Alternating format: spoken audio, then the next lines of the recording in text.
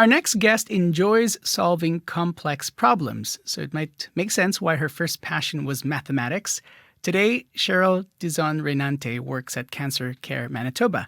And this weekend, she's being recognized for being the first Filipino woman to assume the role of clinical lead of psychosocial oncology at her workplace. Pinays Manitoba is a nonprofit organization that advocates for the empowerment of Filipino women.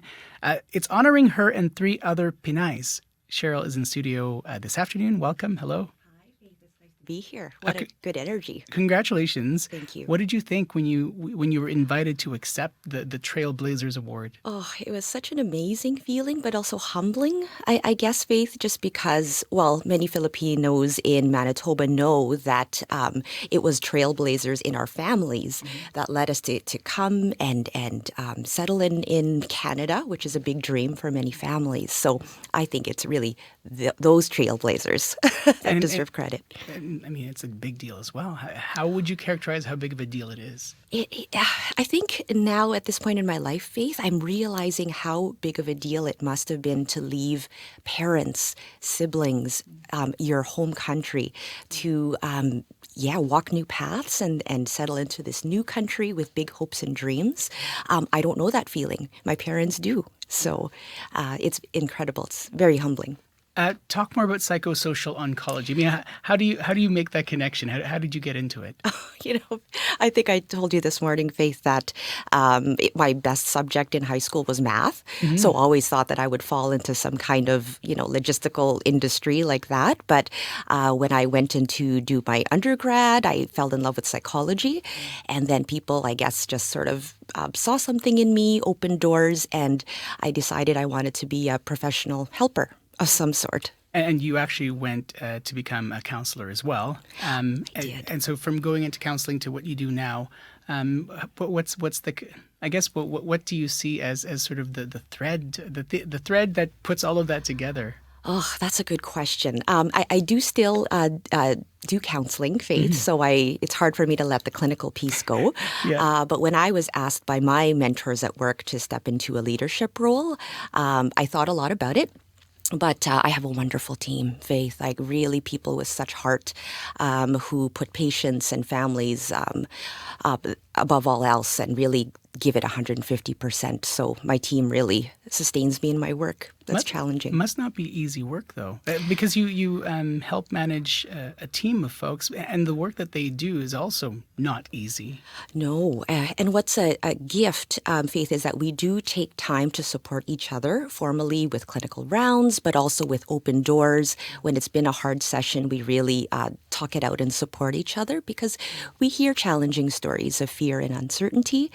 But there are also stories of legacy and love and hope. So it's very rich and meaningful work. How would you describe the work that you and your team do for someone who doesn't know what psychosocial oncology is? It's a pretty fancy word. It is. Well, first of all, we never introduce ourselves as such when we call people.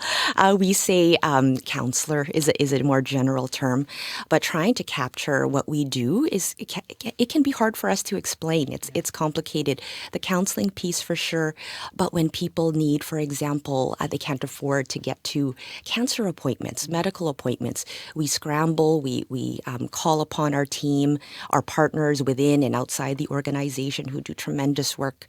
And it's really a team effort. When you think about your career, how different do you think it might have been if you saw other Filipinos in positions or Filipino women identifying folks in positions of power? Do you think your career might have been different? Maybe, Faith. I think the next generation will see a difference compared to when I was in graduate school and in some industries where I didn't see a lot of Filipinas or women of color in a leadership position.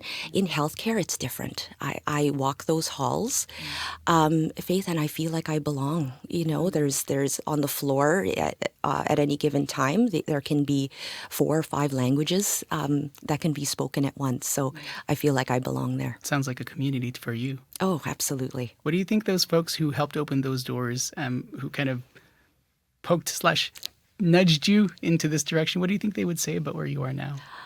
I've been so lucky, so blessed and fortunate, Faith. I don't know what they saw. Maybe it was heart, maybe it was just eagerness to learn, but I think that they would really be proud of me. My team tells me every day how much they appreciate me, and I do them, and so it's great to work with my team. What about your family?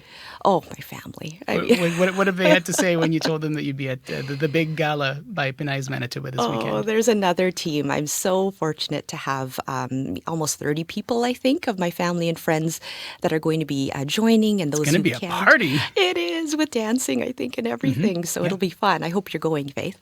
I have a lot of cheerleaders, really, and a lot of helpers in my life who pick me up when I'm down, which can be often sometimes, but a great family, great husband, great kids. They're my why and my how. Congratulations again. Oh, thank you so much. And thank you for coming in. Take good care. Thank you, Faith.